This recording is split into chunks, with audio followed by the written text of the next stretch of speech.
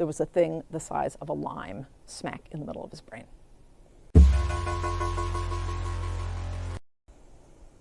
Pretty terrifying. So this lime in the middle of Bob's brain was right next to a region that my lab had studied in great detail. In fact, my lab had discovered that a brain region right next to where that lime was located was specifically involved in navigation.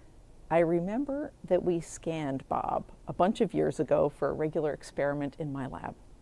Managed to download the files, and there it was. You could see that same blob. But in the scans from a few years before, it was much smaller. It was the size of a grape. There it was in my own damn data, and I hadn't seen it. The killer thing is, I should have known better. My research for the last 20 years has been on the very fact that there are different parts of the brain that do different things. And one of the corollaries of that is you can have a problem with one of those parts, and the other parts can work just fine. And so I, if anyone, should have realized, yes, there's something really wrong with Bob's navigation abilities.